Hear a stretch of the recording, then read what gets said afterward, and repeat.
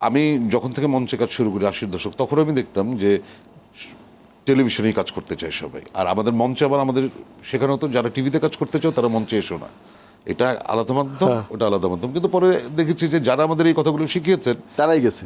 তারা টেলিভিশনে গিয়ে বসে থাকতেন, ঠিক আছে, কিন্তু আমাদের বলেছে যাবে না। তো তখন আমি প্রথম হোঁচট খাই যে আমার আমার শিক্ষাগুরু, আমার থিয়েটারের গুরু, আমি ওনার কাছে কেন দুই রকম কথা শুনবো।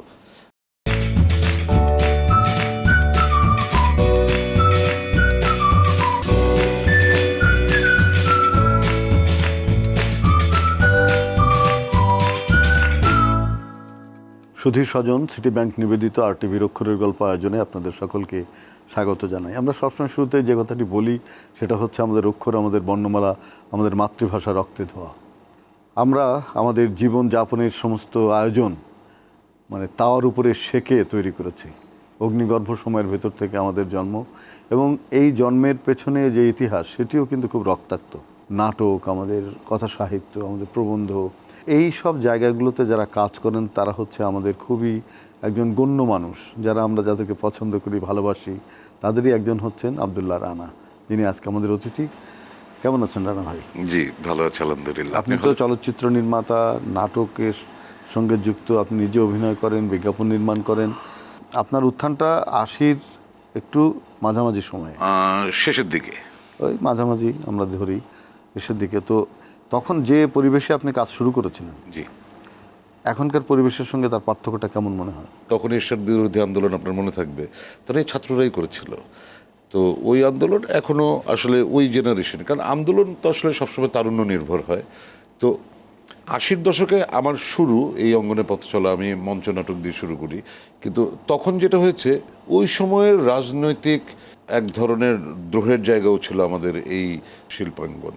মঞ্চ নাটক বলেন, কবিতা, আপনারা নিজেরাই তখন অনেক অগ্রণী ভূমিকা পালন করেছেন। তো এখন তো আমরা নতুন একটা যুগে আবার ঢুকছি।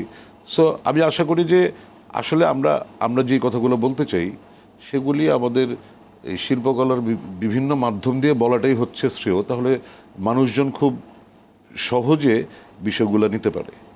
মানে যেহেতু আমি একজন অভিনয় শিল্পী বা এই অঙ্গনে কাজ করি, আমার কাছে মনে হয় যে আমার দ্রোহের বা বিদ্রোহের জায়গাটি হচ্ছে সেখানে। বৃহন্নলা নামে যে চমৎকার ছবি করেছিলেন, জি জি, জেন্ডার বলি, মানে তৃতীয় লিঙ্গের মানুষ বলি, তারা তো এই সিনেমাটা আপনি কেন করলেন? এই যে হিন্দু মুসলিমের যে একটা সংঘাত দেখানো হয়, যেটাকে ভিত্তি করে আসলে আমাদের মধ্যে এই দ্বন্দ্বগুলি ছড়িয়ে যায়, ওইটা আসলে ভিত্তিহীন। আমি সেটা বলতে চাচ্ছি যে একটা বটগাছকে হিন্দুরা দাবি করছে এটা তাদের সম্পত্তি, মুসলিমরা দাবি করছে এখানে মসজিদ হবে। তো ক্ষমতার জন্যই আসলে এগুলো হয়েছে এই গল্পে। আপনার টোটাল সিনেমার সংখ্যা কত? 7টা 8টা হবে। 7টা 8টা। সবসময় কি এরকম ব্যতিক্রমী চলচ্চিত্র করবার চেষ্টা করেছেন, না বাণিজ্যিক ছবি করার প্রতি আপনার ঝোঁক ছিল? আসলে স্টালিন ভাই, আমি অভিনয় করতে চাই সব প্ল্যাটফর্মে। তো আমার দুর্ভাগ্য যে আমাকে বাণিজ্যিক ফর্মের চলচ্চিত্র কেউ এখনো পর্যন্ত আমাকে নেয়নি। ডাকলে তো আমি অবশ্যই করব। আর এই চলচ্চিত্রগুলোতে সুযোগ পেয়েছি, করেছি। বিজ্ঞাপন নির্মাণ করা, বিজ্ঞাপনে অভিনয় করার সঙ্গে মূল নাটক কিংবা মূল চলচ্চিত্রের পার্থক্যটা কোথায়? চলচ্চিত্র 2.5 ঘন্টার একটা চলচ্চিত্র, এখানে অপ্রয়োজনীয় অনেক কিছু আমরা দিই, কারণ এত লম্বা সময় আসলে গল্প ধরে রাখা, ডিটেইল থেকে ডিটেলিং হয়, যত বেশি ডিটেলিং করা যায়। কিন্তু বিজ্ঞাপনের বিষয়টা হচ্ছে যে আপনাকে 10 সেকেন্ড থেকে 1 মিনিট সর্বোচ্চ, এই সময়ের মধ্যে আপনাকে আসলে পুরো গল্পটা বলতে হবে, এবং সেটাও কি একটা সুনির্দিষ্ট একটা থিমের উপরে। সো এইখানে আসলে এটা রিয়েলি টাফ। জীবিকা নির্বাহের জন্য একজন চলচ্চিত্র অভিনেতা কিংবা একজন নির্মাতা, এদেরকে বিজ্ঞাপন করাটা জরুরি নাকি? অনেকভাবে বিশ্লেষণ করা যায়। আমি প্রথম বিজ্ঞাপন করতে যেতাম না, কারণ আমার কাছে মনে হতো যে আমি যেই প্রোডাক্ট আমি নিজে ব্যবহার করি না, আমি সেটার গুণ গাবো মানুষের সামনে। হ্যাঁ, ওটা ব্যবহার করে হয়তো মানুষ ক্ষতিগ্রস্ত হতে পারে। কিন্তু আসলে তো মানে ওই চিন্তাটা যখন আমি তরুণ ছিলাম তখন খুব বেশি আমার মধ্যে কাজ করতো। তো যখনই আসলে আমার উপর অনেক রেসপন্সিবিলিটি চলে আসে, তখন মনে হয় আচ্ছা করি একটা বিজ্ঞাপন, আমি এটা পেশাদারিত্বের জায়গা থেকে করছি, এখানে আমার ওই আবেগটা না রাখি। তো এইভাবেই করা। তো আর আপনি যেটা বললেন চলচ্চিত্র কর্মী হিসেবে, চলচ্চিত্রের অভিনেতা কেন বিজ্ঞাপন, এটা আসল ব্যাপারটা আসলে মানে আর্থিক। আমাদের দেশে এখন চলচ্চিত্রের যে সংকট আমরা লক্ষ্য করি, জি জি মানে হল তো নেই, কয়েকটা সিনেপ্লেক্সের মধ্যেই সীমাবদ্ধ ঘুরপাক জি। খাচ্ছে। তারপরেও যারা ছবি বানাচ্ছেন তারা কিভাবে টিকে আছেন? আমার কথা হচ্ছে আমি চলচ্চিত্র তো বানাবো মানুষকে দেখানোর জন্য। আর আমাদের এখানে ধরেন যে একসময় 500-র উপরে সিনেমা হল ছিল, এখন আপনি 15টা হয়তো সর্বোচ্চ পাবেন। তাহলে আমি কোথায় দেখাবো? আমি যদি দেখাতেই না পারি, তাহলে এই যে একটা চলচ্চিত্র পেছনে যে টাকাটা লগ্নি করবে, যিনি করবেন, কোনো মানুষ তো বিনা প্রয়োজনে বিনা লাভে সে টাকা লগ্নি করবে না, সেটা 10,000 টাকা হলেও করবে না, তো তার তো একটা প্রফিট লাগবে। আমি না এই হিসাবটা খুঁজে পাই না, কোত্থেকে এই টাকাটা কিভাবে আসে এই 15টা হল দিয়ে। আর সিনেপ্লেক্সের ব্যাপারে আমার আপত্তি না, কিন্তু আমার একটা অবজারভেশন, সেটা হচ্ছে দেখেন বাংলাদেশের চলচ্চিত্র টিকিয়ে রাখতে হলে আসলে আপামর জনসাধারণকে এটার দর্শক করতে হবে।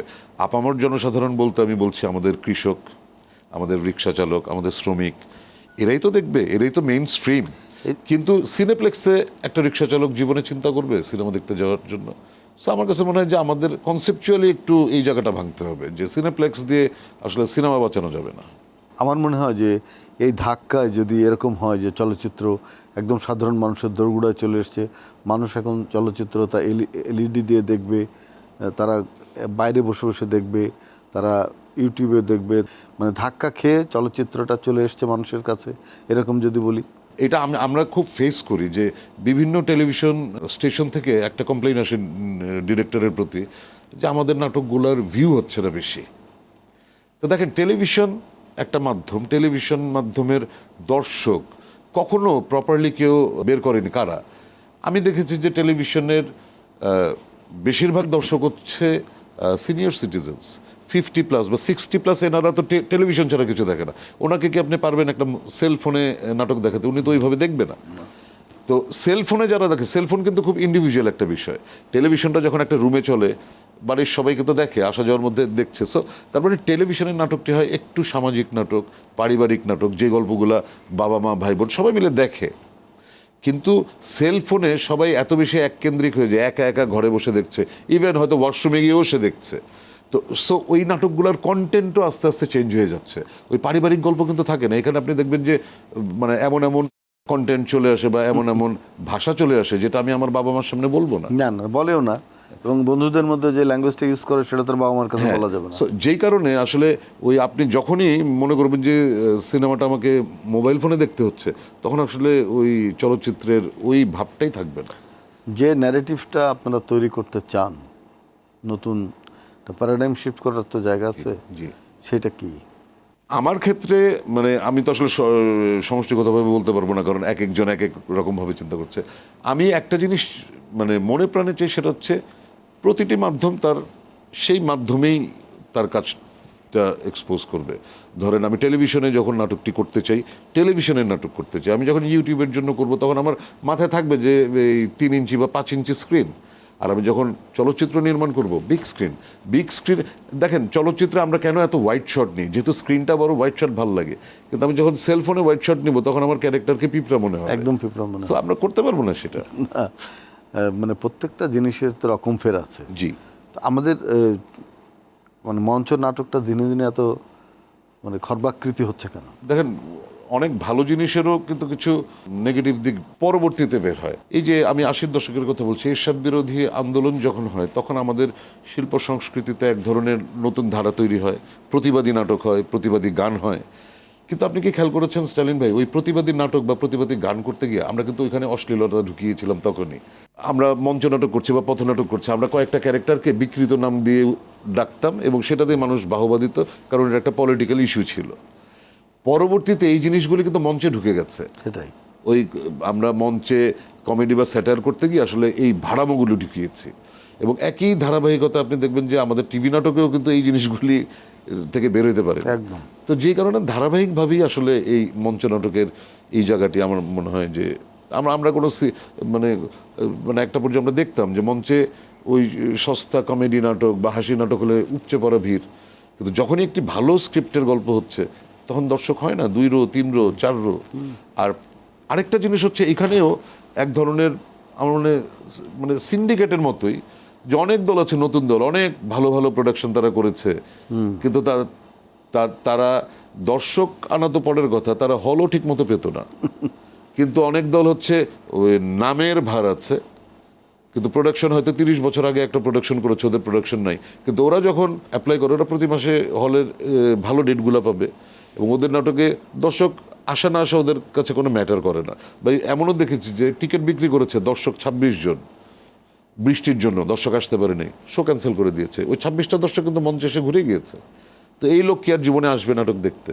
না। তো ওই যে আমরা যে কুক্ষিগত করে রাখার একটা ব্যাপার, মঞ্চ নাটকেও এটা ছিল। এবং আমি তো বলি প্রায়শই যে একটি মঞ্চ নাটকের দল 20 বছর পূর্ণ হয়ে যাওয়ার পর এটাকে ক্লাব করে ফেলা উচিত। কারণ আমি দেখি, আমি নিজেও একটা দল বিলং করি, যে আমরা অতীত রোমন্থন করতে খুব পছন্দ করি। যে 90 সালে আমরা ওই প্রোডাকশন করেছিলাম, বিষাদ সিন্ধু, আহা কি বড় একটা প্রোডাকশন। এখন 2025-এ বসে 90 সালের গল্প আমরা করি যারা নতুন নাট্যকর্মী আসছে তাদের কাছে, এটা হবে না তো।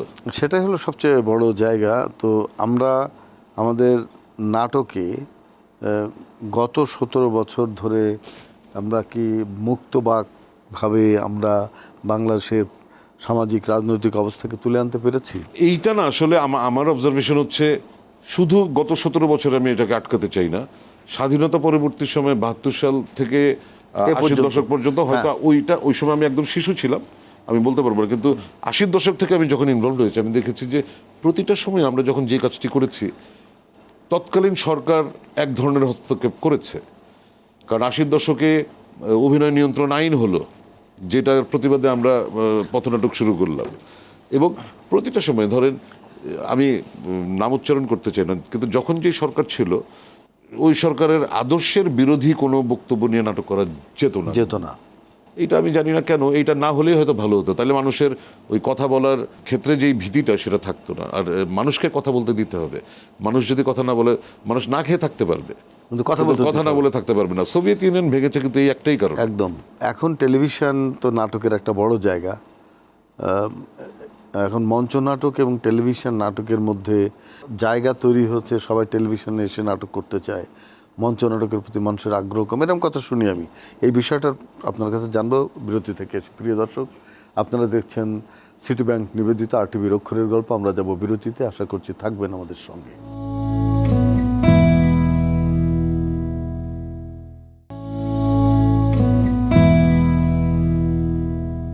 সুধী দর্শক, আপনারা দেখছেন সিটি ব্যাংক নিবেদিত RTVর অক্ষরের গল্প।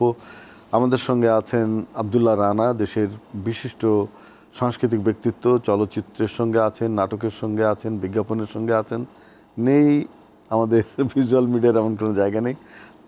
তার কাছে আমি যে প্রশ্নটি করেছি বিরতিতে যাওয়ার আগে, সেটি হচ্ছে যে টেলিভিশন নাটক, মঞ্চের নাটক অবস্থাটা কি?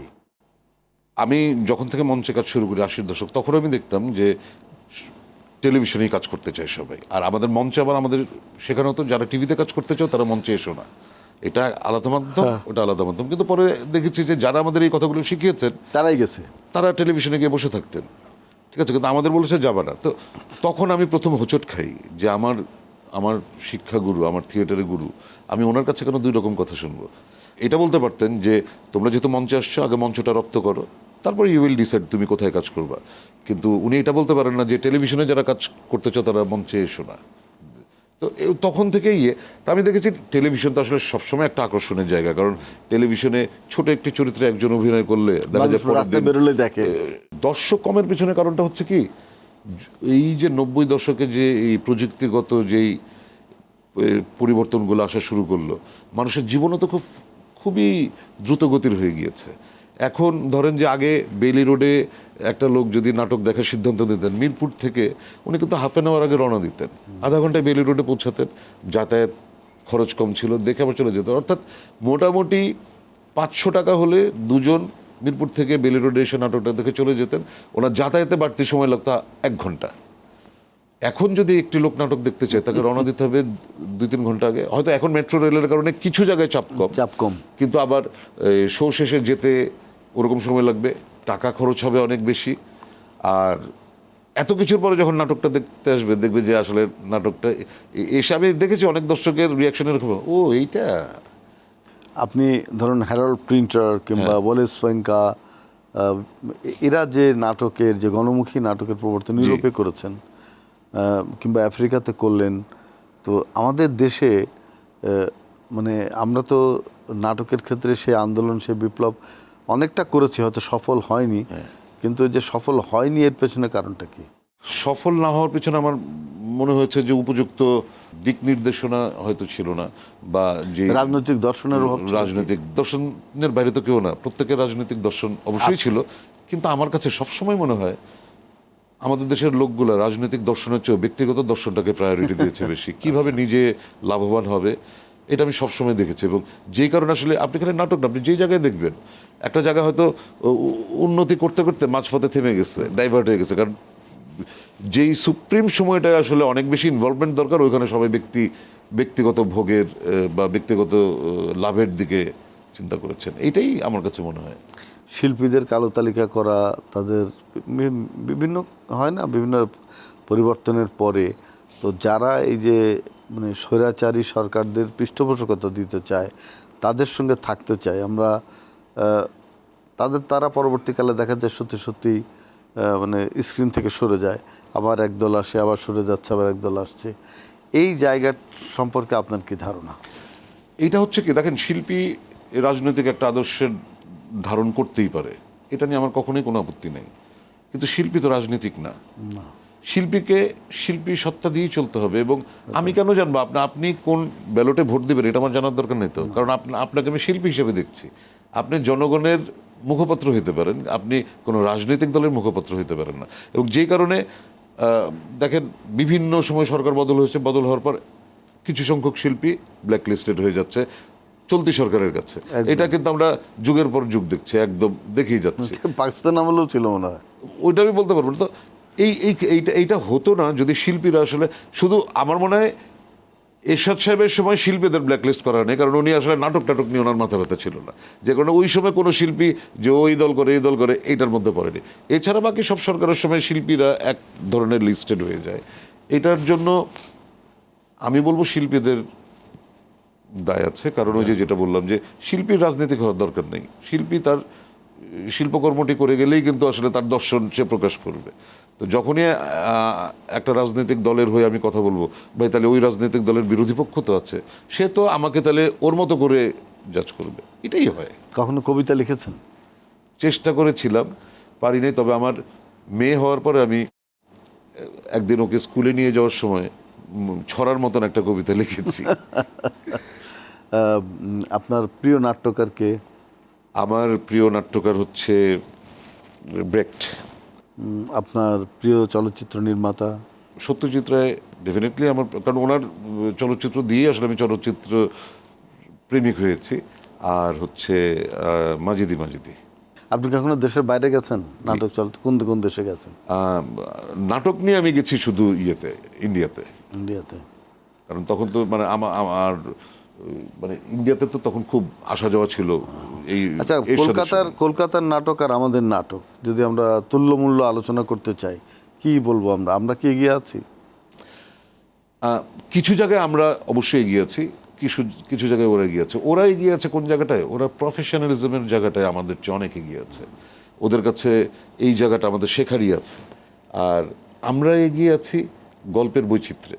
আমরা কিন্তু অনেক ধরনের গল্প, তো ওদের আমার কাছে কলকাতা অবশ্য বিভিন্ন ধরনের থিয়েটার হয়, তো ওদের থিয়েটারের বেশিরভাগই আমার কাছে ড্রয়িং রুম থিয়েটারের মতন মনে হয়, যে বসলে অভিনয় করলো।